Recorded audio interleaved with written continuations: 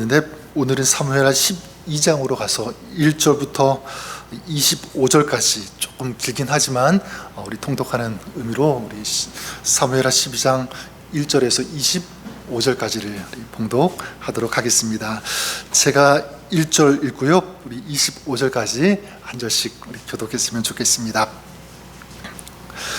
여호와께서 나단을 다윗에게 보내시니 그가 다윗에게 가서 그에게 이르되 한 성읍에 두 사람이 있는데 한 사람은 부하고 한 사람은 가난하니 그 부한 사람은 양과 소가 심히 많으나 가난한 사람은 아무것도 없고 자기가 사서 기르는 작은 암양 새끼 한 마리뿐이라. 그 암양 새끼는 그와 그의 자식과 함께 자라며 그가 먹는 것을 먹으며 그의 잔으로 마시며 그의 품에 누움으로 그에게는 딸처럼 되었거늘 어떤 행인이 그 부자에게 오매 부자가 자기에게 온 행인을 위하여 자기의 양과 소를 아껴 잡지 아니하고 가난한 사람의 양 새끼를 빼앗다가 자기에게 온 사람을 잡았나이다 하니 다윗이 그 사람으로 말미암아 노하여 나단에게 이르되 여호와의 살아계심을 두고 맹세하노니 이 일을 행한 그 사람은 마땅히 죽을 자라. 그가 불쌍히 여기지 아니하고 이런 일을 행하였으니 그 양 새끼를 네 배나 갚아 주어야 하리라 한지라. 나단이 다윗에게 이르되 당신이 그 사람이라. 이스라엘의 하나님 여호와께서 이와 같이 이르시기를 내가 너를 이스라엘 왕으로 기름 붓기 위하여 너를 사울의 손에서 구원하고 내 주인의 집을 내게 주고 내 주인의 내 품에 두고 이스라엘과 유다 족속을 내게 맡겼느니라.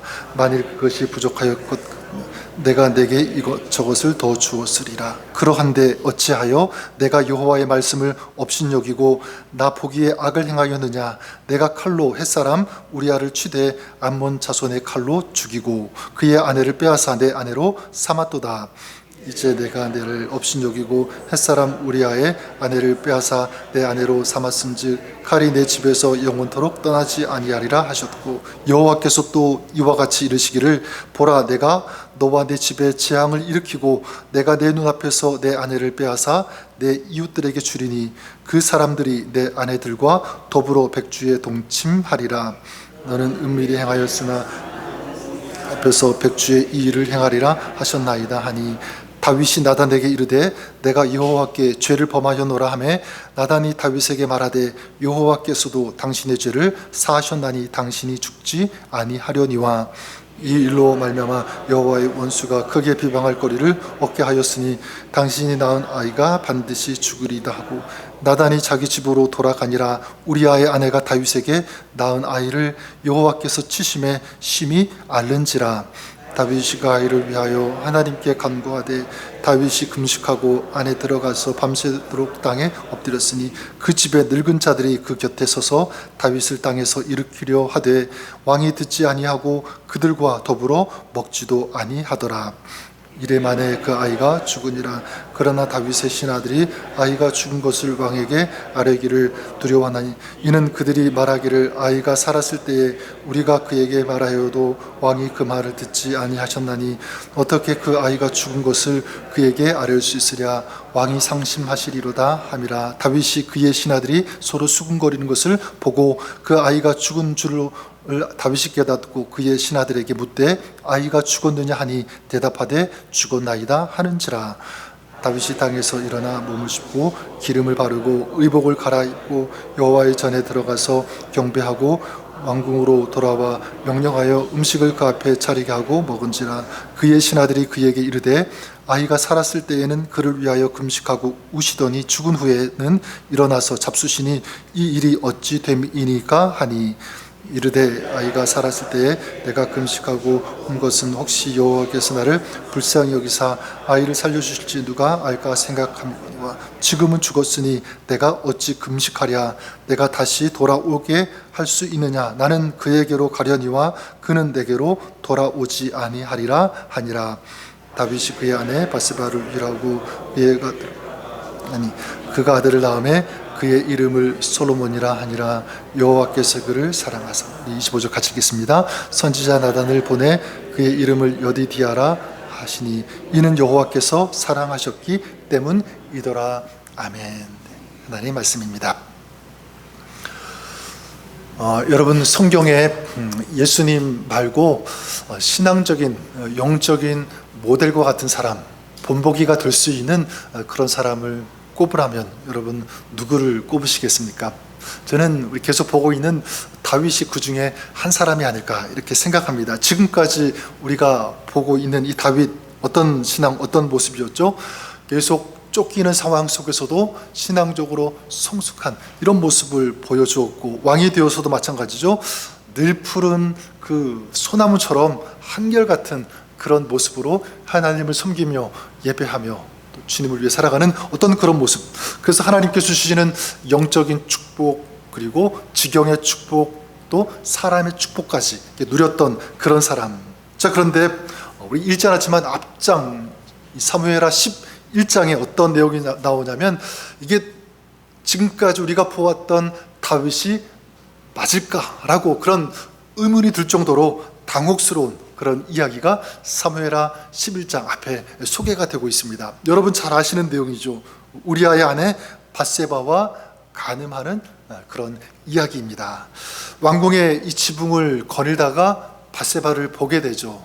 근데 여러분 사실 보게 되는 것이야 어떻게 이건 할 수 없는 일이잖아요.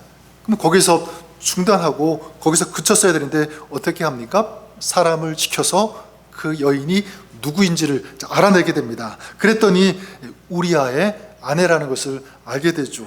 그리고 이제 죄를 짓게 되는데, 여러분 이건 신앙적으로 거기까지 갈 필요도 없이 인간적으로도 도저히 그럴 수 없는 그런 일 아니겠습니까? 우리아가 누구냐면 이 다윗의 충성스러운 부하 아닙니까? 그렇죠? 그리고 지금 자기를 위해서 전쟁터에 나가서 자기와 나라를 위해서 싸우고 있는 그런 부하 아닙니까?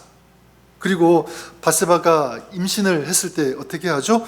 전쟁에 나가 있던 우리아를 불러오게 합니다. 그리고 선심 쓰는 척하면서 이제 집으로 보내게 되고 아내와 쉬고 오라고 이렇게 이제 명령을 내리게 되는데, 어떤 의도로 그렇게 명령을 내립니까? 자기의 그 허물, 자기의 죄, 임신 사실을 덮기 위해서 그렇게 하고 있어요. 그런데 우리아가 어떻게 합니까? 우리아가 집에 가지 않고 왕국 문에서 이제 부하들과 함께 자겠다, 그렇게 얘기해요. 작전이 실패한 거죠. 자, 이를 숨기기 위해서 다윗이 어떻게 하냐면, 이제 전쟁에 나가 있는 군대 장관인 요압에게 편지를 보내는 거예요. 뭐라고 편지를 보내냐면, 우리아가 전쟁에 다시 나가게 되면 가장 위험한 곳에 우리아를 맨 앞장서게 해라. 그리고 그 우리아가 적군들로부터 죽게 해라. 이런 이제 명령, 이 편지를 내리게 됩니다. 근데 참 기가 막힌 것은 무엇이냐면, 그 편지를 누구의 손에 들려 보내게 되냐면 우리아의 손에 들려 보낸다는 거죠. 그 우리아를 믿었던 거예요. 우리아는 내가 믿는다. 왕의 편지 함부로 열어볼 사람이 아니다. 그런 자기가 정말 믿었던, 또 이 자기를 위해서 그렇게 헌신하고 죽기까지 싸웠던 그 우리아, 그 손에 편지를 들려서 보내게 되었고요. 결국은 이 우리아가 싸우다가 전쟁에서 죽게 됩니다. 다윗은 이제 우리아의 아내 밧세바를 궁으로 이제 데리고 오게 되는 그런 일들이 이제 사무엘하 11장에 소개가 되고 있는 거예요. 이게 이제 사무엘하 11장인데, 여러분 이런 다윗의 상태, 이건 뭐라고 정리할 수 있을까? 뭐라고 얘기할 수 있을까? 전 나름대로 이런 다윗의 상태를 이렇게 간단하게 정의할 수 있을 것 같아요. 다윗은 지금 어떤 상태냐면 영적으로 잠이 들어 있는 상태. 영적으로 잠이 들어 있다. 왜냐하면 지금 이 영적으로 잠이 들어 있는 그 특징을요, 이 다윗이 다 보여주고 있는 거예요. 어떤 특징이냐면 여러 가지인데, 그 중에 한 가지가 뭐냐면 영적인 책임에서 이탈하는 것. 이게 바로 영적으로 잠들어 있는 것의 특징. 원래 이 고대 근동 전쟁에서는요, 왕들도 다 전쟁에 참가하는 것이 사실 맞습니다. 출전해야 돼요. 자, 그런데 다윗이 어떻게 합니까? 요압과 그의 그 신하들, 그 군인들은 다 전쟁터에 보냈어요. 지금 왕 다윗은 어떻게 합니까?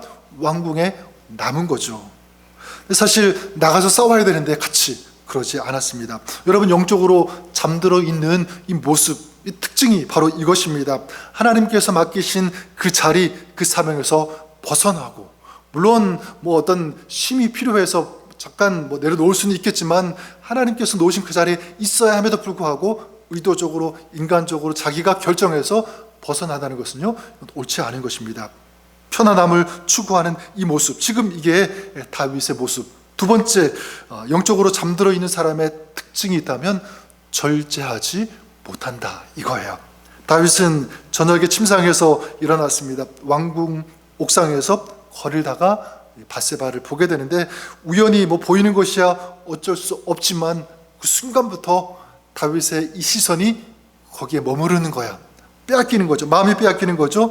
영적으로 깨어있는 사람, 물론 그 사람에게도 유혹이 찾아올 수 있습니다. 그렇죠? 여러분 살아가면서 신앙생활하면서 그럴 때 있잖아요. 막 해야 될지 말아야 될지 막 마음이 왔다 갔다 할 때, 그런 유혹이 밀려올 때 있어요. 전혀 없는 것 아닙니다. 자, 그런데 영적으로 깨어있는 사람은 그런 유혹을 만나더라도 절제하죠. 그리고 피합니다. 근데 반대로 영적으로 잠들어 있는 사람은 그 유혹을 식별하지 못할 뿐만 아니라 이게 아님에도 불구하고 그 마음이 거기에 빼앗기는 그런 일들, 이게 지금 영적으로 잠들어 있는 사람, 이 다윗의 모습이고요. 그리고 세 번째 특징은 무엇이냐면 바로 죄를 감추기 위해서 또 다른 죄를 짓는다는 이런 특징이 있어요. 다윗이 지금 그것을 보여주고 있지 않습니까? 자신의 죄를 숨기기 위해서 전쟁에 참여하고 있는 우리아를 부르게 된 거예요. 그리고 그를 이제 죽게 내모는 그 일까지 벌어지게 됩니다. 그러니까 영적으로 잠들어 있는 사람, 어떤 특징이 있는 거죠? 회개를 선택해야 되는데 그걸 선택하는 것이 아니라 계속 은폐하는 거예요. 숨기는 거예요. 책임을 회피합니다. 점점 더 어느 쪽으로 가고 있는 거죠? 더 큰 죄로 가고 있는 거예요. 이게 지금 영적으로 잠들어 있는 사람의 특징. 마지막 네 번째, 영적으로 잠든 사람의 정말 심각한 특징 꼽으라면 바로 하나님을 두려워하지 않는 것, 바로 이것입니다. 하나님에 대한 이 두려움이 마음속에서, 그 신앙 속에서 사라진다는 것이 문제입니다. 지금 다윗이 그러고 있죠, 않습니까? 간음, 또 이 살인을 저지르고도 즉시 회개하지 않아요. 만약 하나님이 두려웠으면 즉시로 회개했겠죠. 그런데 그러지 않고 있는 거예요. 하나님께서 몇 번이나 경고하셨습니다. 특별히 이 우리아가 집으로 보냈는데 쉬도록, 그렇게 하지 않고 왕궁에서 부하들 다른 장수들과 자겠다. 그것만 딱 들었을 때 이 다윗은 사실 깨달았어요. 아, 이게 하나님이 경고하시는구나. 돌이키라고, 회개하라고. 근데 지금 다윗은 그것을 무시했던 거죠. 근데 여러분, 문제는 무엇이냐면 이런 영적으로 잠든 이 다윗의 모습이 오늘 신앙생활하고 있는 저 여러분, 우리들의 문제일 수도 있다는, 바로 그거예요. 여러분, 다윗과 같이 우리도 영적으로 잠이 들 때 있을까요, 없을까요? 있죠. 있을 수밖에 없습니다. 하나님께서 기뻐하시는 그런 삶의 방향으로 나아가지 못하고, 그리고 죄를 짓고, 그리고 숨기는, 영적으로 잠든 어떤 그런 신앙의 삶 우리도 살아갈 수 있다는 거야. 근데 여러분, 정말 감사한 것, 다행인 것은 뭐냐면 하나님께서 그럴 때 가만두시지 않는다. 이게 참 감사한 것 같아요. 하나님께서 그냥 내버려 두시지 않는다라는 것, 이게 지금 희망이 있다는 거죠. 만약에 하나님께서 우리가 영적으로 잠들었는데, 어떤 죄악 가운데 있는데 그냥 방치하신다면, 내버려 두신다면 그게 더 무서운 거예요. 그렇지 않습니까? 근데 사실 하나님께서 가만두시지 않고 개입하시고, 그리고 거기에서 하나님께서 만지시고 다루신다는 것은요, 사실 이것은 무서운 것일 수도 있지만 넓게 보면 감사한 것입니다. 다행인 거예요. 이제 하나님께서 어떻게 하시는가? 다윗에게 하시는 방법은 영적으로 잠을 깨우시는 그 일을 하시는 것을 보게 됩니다. 어떻게 하시냐면, 가장 먼저 우리 1절 말씀 한번 같이 보도록 하겠습니다. 1절 말씀 우리 같이 한번 읽어볼까요? 1절 읽겠습니다. 시작. 여호와께서 나단을 다윗에게 보내시니 와서 저에게 이르되, 한 성에 두 사람이 있는데 하나는 부하고 하나는 가난하니. 자, 여기 앞에 보면 하나님께서 누구를 다윗에게 보내십니까? 나단을 보내셨다. 선지자는 어떤 사람입니까? 하나님의 메신저예요. 하나님의 마음, 이 말씀을 전하는 이 나단이 이제 다윗에게 나가게 되면 하나님께서 보내신 것이죠. 이것이 바로 하나님께서 많이 사용하시는 방법이라고 저는 생각합니다. 말씀으로 지금 다윗을 다시 깨우시는 거예요. 나단은 이제 다윗 앞에 나와서 하나의 그 비유 이야기를 이제 하기 시작합니다. 한 성에 있는 부한 사람 그리고 가난한 사람의 이야기, 이제 비유로 얘기하는데, 가난한 사람이 암양 한 마리가 있어요. 근데 이 가난한 사람이 이 암양을 너무 지극히 사랑하는 거예요. 그리고 먹이기도 하고 마시기도 하고 잠도 같이 잘 정도로 그렇게 자기 그냥 딸과 같이 그렇게 생각하고 그렇게 생각하는 이 양이 있었는데, 이 부한 사람, 이 부자가 어떻게 합니까? 손님이 왔는데 이 손님에게 뭔가를 먹이기 위해서 양을 잡는데 자기 양을 잡지 않고 이 가난한 사람이 그렇게 아끼던 그 양을 빼앗아서 잡게 된 거예요. 그래서 다윗이 이제 이 이야기를 듣게 된 거죠. 그리고 어떻게 합니까? 어떻게 반응합니까? 크게 노하게 됩니다. 아니, 어떻게 그런 놈이 있을 수가 있느냐? 하나님의 사심을 내가 두고 맹세하노니 이 일을 행한 자는 반드시 죽을 것이다. 이렇게요. 얼마나 분노했으면. 근데 여러분, 이게 인간이죠. 분명히 지금 자기의 이야기를 하고 있음에도 불구하고 이게 자기의 이야기인지 알지 못하고 있잖아요. 느끼고 있지 못하고 있는 거예요. 무엇을 말하고 있는 거죠? 지금 영적으로 잠이 들어 있다는 것입니다. 그러자 하나님께서 어떻게 하십니까?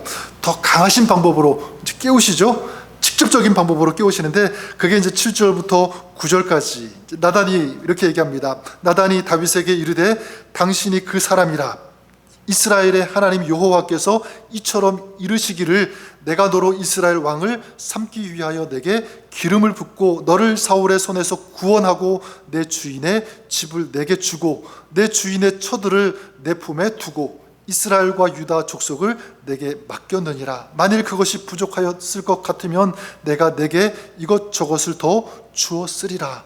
그러한데 어찌하여 내가 여호와의 말씀을 업신여기고 나 보기에 악을 행하였느뇨? 내가 칼로 햇사람 우리아를 죽이되 암몬 자손의 칼로 죽이고 그 철을 빼앗아 내 철을 삼아도다. 마지막에 핵심 종곡을 찌르고 있죠. 내가 말씀을 업신여겼다, 악을 행했다, 우리아를 죽였다, 그리고 그 철을 빼앗았다 얘기하는 것입니다. 그리고 이제 10절부터 12절까지는 다윗의 죄로 말미암아 어떤 결과가 있을지에 대해서 경고하세요. 말씀하십니다. 칼이 내 집에서 영원토록 떠나지 아니하리라. 내가 너와 내 집에 재앙을 일으키겠다. 내 눈앞에서 내 아내를 빼앗아 내 이웃들에게 주겠다. 아주 강력한 무서운 그런 말씀 메시지를 지금 주고 있는 것입니다. 저는 이것을 보면서 저는 이런 두려움이 생깁니다. 그리고 전에도 기도했지만 더 간절하게 이런 기도를 해요. 저 자신을 위해서도 기도하고 또 누군가를 위해도 기도할 때 정말 안타까운 마음으로, 하나님, 그래요, 주님께서 신사적으로 말씀하실 때 들을 수 있게 하여 주옵소서. 이런 기도가 참 밀려오는 거예요. 하나님께서 다루시기 전에, 치시기 전에 하나님 돌이킬 수 있는 그런 마음 영성되기를 원합니다. 실컷 두들겨 맞고 얻어맞고 돌이키는, 엎드리는 그런 사람이 아니라 미리 먼저 깨닫고 돌이킬 수 있는 그런 사람, 그런 영성 되게 하여 주옵소서. 저는 이것이 여러분의 기도가 되면 어떨까 생각해 봅니다. 자, 다윗이 이제 이 나단의 이런 경고, 이 메시지를 듣고 어떻게 하냐면, 이제 방법이 없죠. 핑계를 댈 수 있는 것도 아니고 다 아니까 뭐 둘러댈 수도 없고, 둘 중에 하나예요. 자복하고 회개하든지, 또 하나는 그 말씀을 또다시 무시하고 거절하든지. 이 두 가지 이 방법인데 다윗이 어떤 방법을 선택했을까요? 첫 번째죠. 다윗은 회개를 했어요. 회개했습니다. 네, 하나님의 사람, 다윗이 하나님의 사람이라고 할 수 있는 그 이유가 바로 여기에 있다고 생각합니다. 사람은 실수할 수 있죠. 영적으로 잠이 들 수 있습니다. 그럴 때 어떻게 하는가가 참 중요한 것 같아요. 진정 하나님의 사람, 그럴 때 어떻게 하느냐. 다윗이 지금 어떻게 합니까? 13절 우리 다시 한번 같이 읽어보도록 하겠습니다. 13절 말씀 읽어볼까요? 자, 시작. 다윗이 나단에게 이르되 내가 여호와께 죄를 범하였노라 하매 나단이 다윗에게 말하되 여호와께서도 당신의 죄를 사하셨나니 당신이 죽지 아니하려니와. 여기 말씀에는 13절은요 아주 간단하게 소개하고 있어요. 다윗이 나단에게 이르되 내가 여호와께 죄를 범했나이다, 이렇게 간단하게 소개하고 있지만 시편 그 51편에 보면 다윗이 이 사건을 가지고 얼마나 처절하게 간절하게 회개하는지 그 시편에 기록이 되어 있는데 뭐 다 읽어드리지 못하지만 제가 1절부터 4절까지만 이렇게 읽어드리도록 하겠습니다. 하나님이여 주의 인자를 쫓아 나를 긍휼히 여기시며 주의 많은 자비를 쫓아 내 죄가를 도말하소서. 나의 죄악을 말갛게 씻기시며 나의 죄를 깨끗이 제하소서. 대저 나는 내 죄과를 아오니 내 죄가 항상 내 앞에 있나이다. 내가 주께만 범죄하여 주의 목전에 악을 행하여 싸우니 주께서 말씀하실 때에 의로우시다 하고 판단하실 때에 순전하시다 하리이다. 어떻게 합니까? 지금 다윗이 간절하게 처절하게 하나님 앞에서 회개하고 있는 거예요. 제 죄가 너무 큽니다. 너무 큽니다. 잘못했습니다.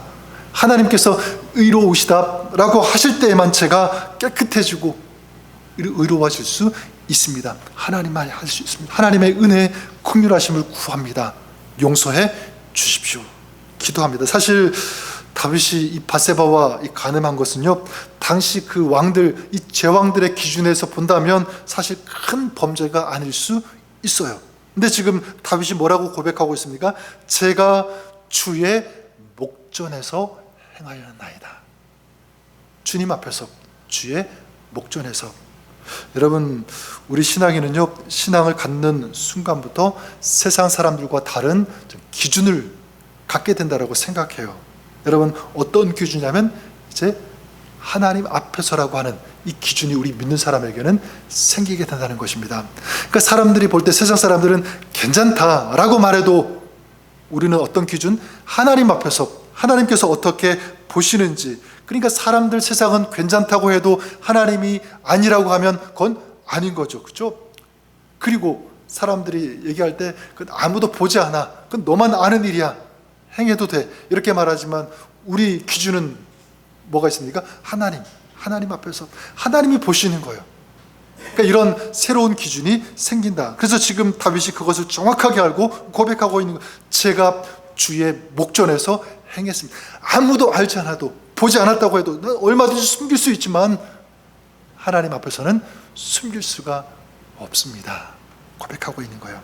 그리고 하나님 앞에 이렇게 서서 회개합니다. 저는 우리가 그럴 수 있기를 바라요.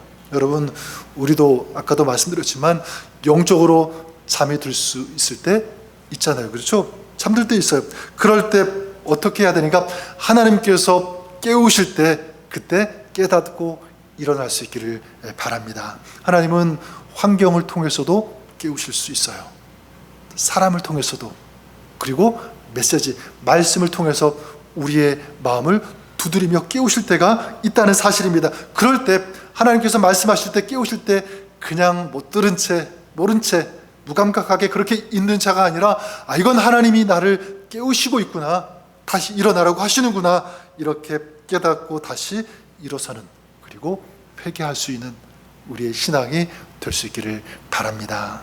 자, 그렇게 회개하고 하나님 앞에 다시 서실 때 하나님께서 어떻게 하시냐면, 하나님은요 다시 회복시키신다는 거예요. 하나님은 회복시키신다. 그래서 오늘 말씀 13절에 보면 다윗이 드디어 이 죄를 고백했을 때, 회개했을 때 나단이 다윗에게 이렇게 얘기하죠. 여호와께서도 당신의 죄를 사하셨나니 당신이 죽지 아니하려니와. 하나님 앞에서 이거 당연히 죽을 수밖에 없는 엄청난 죄를 저지른 거예요.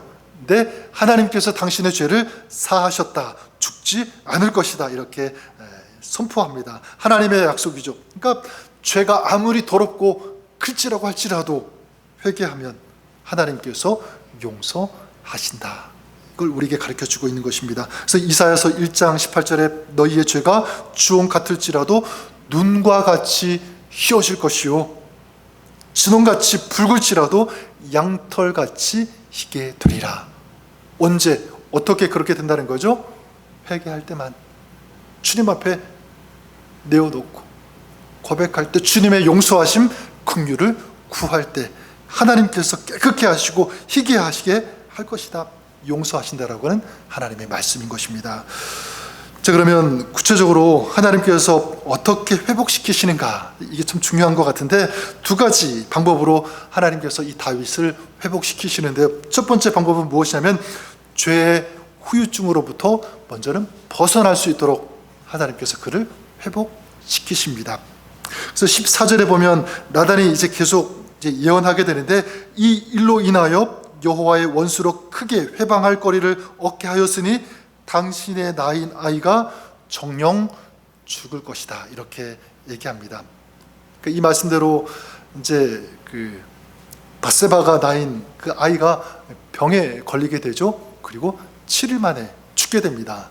다윗이 이 아이가 병이 걸렸을 때 막 그 아이를 위해서 금식하고 간절히 매달리고 그렇게 했지만 결국 아이는 죽게 돼요. 어떻게 보면 이것이 하나님께서 이 다윗의 범죄에 대한 징계, 심판으로도 볼 수 있습니다. 왜냐하면 다윗은 하나님께서 기름 부어 세우신 왕 아닙니까? 그렇죠? 그러니까 왕, 영적인 본보기가 되어야 되는 중요한 위치에 있는 그런 사람이었어요. 근데 그가 죄를 지었습니다. 이건 개인적인 죄, 개인적인 실수를 넘어서 공공의 죄, 그리고 언약 백성 전체 그 신앙을 막 흔드는, 파괴시키는 엄청난 죄였거든요. 따라서 하나님께서 이 죄를 가볍게 넘어가지 않으신 것입니다. 왜냐하면 하나님 공의의 하나님이시기 때문에 그래요. 자, 그런데 또 한편으로 본다면 이것은 물론 징계, 하나님의 심판일 수도 있지만, 다른 영적인 하나님의 관점에서 본다면 이런 회개한 다윗을 다시 회복시키시기 위한 하나님의 방법, 이렇게 볼 수가 있어요. 하나님께서 회복시켜 주시기 위한 그런 처방이다, 이렇게. 자, 어떻게 그럴 수 있느냐? 하나님은요, 다윗의 이 죄의 심각성을 이 아이의 죽음으로 통해서 깨닫게 하신 거잖아요. 얼마나 이 죄가 무서운 것인지 다시 처절하게 깨달을 수 있도록. 그래서 다윗이 다시는 그런 죄를 짓지 않도록, 무너지지 않도록 하셨다라는 그런 사실입니다. 또 한편으로는 다윗이 더 이상 이 죄에 끌려가지 않도록 하기 위한 하나님의 처방일 수 있어요. 아까 얘기했던 것처럼 이게 많은 사람들을 이제 막 시비거리가 될 수 있는 그런 문제 아니겠습니까? 만약 이 아이가 그냥 살고 이렇게 되었어도 물론 괜찮을 수 있지만 나중에 어떻게 됐습니까? 적들이, 그리고 이제 대적들이 계속 이걸 가지고 다윗을 괴롭히겠죠. 힘들게 할 것입니다. 그래서 죄에 계속적으로 끌려가면서 신음할 수밖에 없었을 거예요. 그런데 하나님께서 이를 깨끗하게 정리하셨다. 그러니까 다윗이 당한 이 고통은 징계이기도 하지만 다윗의 영혼을 깨우시는, 새롭게 하시는 하나님의 은혜의 통로라고 보는 것, 이렇게 볼 수 있다는 것입니다. 저는 이것이 오늘을 살아가고 있는 저와 여러분 우리에게도 좀 메시지가 된다라고 생각해요. 무엇이냐면 하나님은 우리를 회복시키시기 위한 방법으로 때로는 고통을 사용하실 수도 있다라는 것입니다. 물론 없으면 좋겠지만 하나님은 그런 방법을 통해서도 우리를 다시 깨우실 수 있다. 우리가 만약 죄에 빠져 있을 때, 영적으로 무뎌져 있을 때, 영적으로 잠들었을 때 하나님께서 그것을 막으시기 위해서, 멈추게 하시기 위해서 우리를 때로는 낮추게도 하시고 때로는 아프시게 하실 수도 있다는 것입니다. 이거는 우리를 사랑하지 않으셔서가 아니라 우리를 사랑하기 때문에 다시 회복시켜 주시기 위한 하나님의 강력한 사랑의 처방인 것이죠. 어떤 그 청년이 이제 거짓된 이 성공을 좇으면서 정직하지 않은 방법으로 일을 한 거예요. 회사 다니면서 또 자기가 이제 어떤 회사를 운영하는데 정직하지 않은 방법으로. 근데 결국 회사에서 해고를 당하고 또 나중에 그 회사가 어렵게 되고 망했다라는 그런 이야기입니다. 근데 처음에는 이 청년이 너무 억울했던 거예요. 많이 잃어버렸으니까 얼마나 억울하겠습니까? 근데 시간이 지나면서 이게 내가 하나님을 멀리해서 하나님 방법대로 하지 않고 내가 교만해져서 이렇게 되었구나라는 사실을 깨닫게 된 것입니다. 그리고 회개하고 눈물을 흘렸습니다. 근데 그 후에 삶이 어떻게 되냐면 완전히 새롭게 바뀐 거예요. 더 겸손하게 되었고, 더 정직하게 되었고, 또 하나님을 의지하고 붙잡는 하나님 앞에서 삶을 살게 됐다는 이런 얘기. 여러분, 지금 어떤 이야기입니까? 하나님은 지금 이 청년의 무너짐을 통해서 무너짐으로 끝나지 않고 어떻게 하신 거죠? 다시 세워주신 거예요. 더 아름답게, 더 아름답게. 그 청년에게 그 해고라는 것은 형벌이 아니라 뭐였던 거죠? 하나님의 치료제인 것입니다. 그 피터 크리프트라고 하는 그런 기독교 변증가 분이 계시는데, 이분이 뭐라고 말씀하셨냐면 이렇게, 제가 읽어드리면 이렇습니다. 악과 고통은 우리가 원하지 않는 일이지만 하나님은 그것을 통해 더 위대한 성품, 인내, 용서, 사랑, 구원을 이끌어 내십니다. 악과 고통, 원하지 않는 그런 일이지만 하나님은 그런 것들을 사용하셔서 하나님의 성품을 드러내신다. 하나님이 얼마나 좋으신 분이신지, 하나님의 사랑, 하나님의 구원을 그것을 통해서도 이루어 내신다라고 하는 거예요. 그러면서 이분이 그 십자가를 예로 드세요. 십자가는 인류 역사상 최악의 악이지만 하나님은 그 악을 통해 인류에게 최고의 선, 구원을 주셨습니다. 맞잖아요. 가장 피하고 싶은, 가장 아픈, 힘든 고난이라고 할 수 있는 십자가를 통해서 하나님께서 어떻게 하신 거죠? 정말 우리에게 놀라운 위대한 은혜, 구원을 허락해 주셨다는 사실입니다. 그런 의미에서 다윗이 지금 이 아이가 죽은 것은 인간적으로 보면요, 견딜 수 없는 아픔, 슬픔일 거예요. 근데 여러분, 그 이후에, 그 고통 이후에 다윗이 어떻게 됩니까? 더 겸손해지죠. 그리고 하나님 앞에 진실해졌다는 사실입니다. 전 우리의 인생도 마찬가지라고 믿습니다. 하나님은 고통을 주시기도 하시지만 그냥 고통, 그냥 고난을 주시지 않는다. 분명한 이유가 있다. 그것이 무엇이냐면 우리가 다시 살아날 수 있도록, 깨닫고 다시 일어날 수 있도록, 그래서 다시 정결을 회복하고 다시 거룩한 삶을, 그런 신앙을 살아갈 수 있도록 하기 위한 하나님의 사랑의 방법이라는 사실입니다. 그래서 때로는 상실, 잃어버림을 통해서도 하나님은요, 더 아름다운 것, 더 소중한 것, 더 진짜를 발견하고 찾을 수 있도록 하시는 그런 하나님. 그래서 요한계시록 3장 19절에 이렇게 말씀하시죠. 내가 사랑하는 자를 책망하여 징계하노니, 여기서 끝나지 않아요. 그러므로 내가 열심을 내라 회개하라. 그러면 다시 회복시켜 주신다라고 하는 하나님의 약속입니다. 저는 여러분들이 만약 어떤 고난, 고통, 힘겨운 어떤 그런 일들이 혹시라도 여러분 가운데 있다라고 한다면, 이게 하나님이 나를 왜 이렇게 체벌하시지, 징계하시지, 힘들게 하시지, 그렇게 생각하지 말고 하나님이 나를 다시 회복시키시려고 하는 하나님의 사랑의 방법이라는 것을 그렇게 인식하고 또 그렇게 받아들일 수 있는 여러분 될 수 있기를 바랍니다. 고통 속에서도 하나님의 손길, 그 하나님의 사랑을 바라볼 수 있는 그런 여러분 될 수 있기를 우리 주님의 이름으로 간절히 축원합니다. 또 두 번째, 마지막은요, 회개할 때 하나님께서 어떻게 하시냐면 이제 하나님께서 진정 이 새로운 은혜, 새로운 축복을 허락해 주신다는 거예요. 그래서 우리 24절, 25절 말씀, 우리 마지막 우리 24, 25절 말씀 우리 같이 한번 읽어보도록 하겠습니다. 같이 24절, 25절 읽겠습니다. 시작. 다윗이 그쳐 밧세바를 위로하고 저에게 들어가 동침하였더니 저가 아들을 낳음에 그 이름을 솔로몬이라 하니라. 여호와께서 그를 사랑하사 선지자 나단을 보내사 그 이름을 여디디아라 하시니 이는 여호와께서 사랑하심을 인함이더라. 다윗이 그 처 밧세바를 위로했다. 더 이상 이 우리아의 처가 아니라 누가 된 거예요? 다윗의 처가 된 것입니다. 이제 더 이상 죄의 관계가 아니라 이제 하나님께서 인정하시는 하나님의 축복 가운데 있는 그런 관계가 되었다는 거예요. 하나님께서 허락하신 것이죠. 그리고 그 사이에서 이제 아이가 또 한 명 태어나게 되는데 솔로몬이라고 이름을 짓게 됩니다. 우리가 잘 아는 유명한 솔로몬, 평화라고 하는 그런 단어 뜻이죠. 그러니까 지금 하나님과 나 사이에 이런 화평, 평화가 온전히 회복되었다. 그리고 하나님께서 거기에 그치지 않고 나단을 보내어서 또 이름을 또 지어주시는데 그 이름이 뭐냐면 여디디아라고 해요. 이름의 뜻이 뭐냐면 여호와께서 사랑하셨다. 하나님께서 이 아이를 사랑하신다는 사실입니다. 온전한 회복, 완전한 이 회복이 지금 일어난 거예요. 그렇지 않습니까? 바로 이것이 하나님께서 하시는 대역전극이라고 저는 이름을 짓고 싶어요. 여러분, 그래요.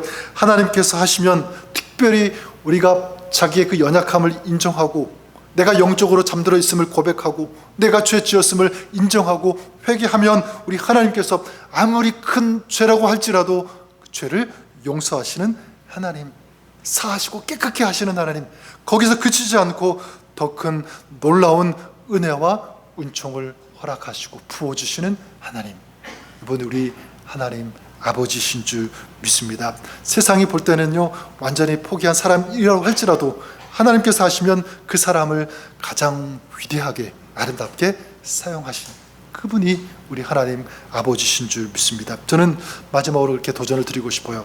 여러분, 우리도 영적으로 잠들 때 있어요. 저 인정합니다. 하지만 인정하는 것으로 그치지 않고, 다윗이 그랬던 것처럼 하나님의 말씀을 듣고 하나님 앞에서 내가 잠들어 있다는 사실을 고백하고, 내 죄를 고백하고 하나님의 은혜, 긍휼하심을 구하는, 회개하는 그런 저와 여러분 우리가 될 수 있기를 바랍니다. 이런 영성 가졌으면 좋을 것 같아요. 그럴 때 누가 회복시켜 주십니까? 하나님이 회복시켜 주시는 줄 믿습니다. 더 아름다운 방법으로 하나님께서 우리 삶 가운데, 신앙 가운데 역사하신다, 도우신다, 채우신다, 우리 삶을 승리로 이끌어 가신다. 그분이 바로 우리의 하나님 아버지신 줄 믿습니다. 여러분, 영적으로 잠들었을 때 더 하나님 앞에 가까이 나가는, 주님을 붙잡는, 주님을 의지하며 주님과 동행하는, 다시 일어나 우리 하나님께 영광을 올려드리며 진정 영적인 승리를 하는 저 여러분, 우리의 삶, 여러분의 가정이 우리 그렇게 될 수 있기를 우리 주님의 이름으로 간절히 축원합니다. 한번 기도하겠습니다. 하나님, 우리 다윗의 이 모습, 영적으로 잠들어 있을 때, 또 주님을 떠나 죄를 지었을 때 하나님 앞에 다시 겸손하게 무릎 꿇고 주의 은혜를, 주님의 긍휼을 구할 때 우리 하나님께서 그 신앙과 그 삶을 더 아름답게 하시며 회복시켜 주시는 하나님, 우리가 하나님 앞에 오늘도 시간 나아가기를 원합니다. 우리의 마음, 우리의 형편, 우리 신앙의 상태를 가장 잘 아시는 하나님, 주님의 회복이 우리 안에 있게 하여 주시옵소서. 주님께서 우리의 삶 이끌어 주시고 주님으로 충만한 저들의 삶, 주님과 동행하는, 승리하는 저들의 신앙 되게 하여 주옵소서. 예수님의 이름으로 기도드립니다. 아멘.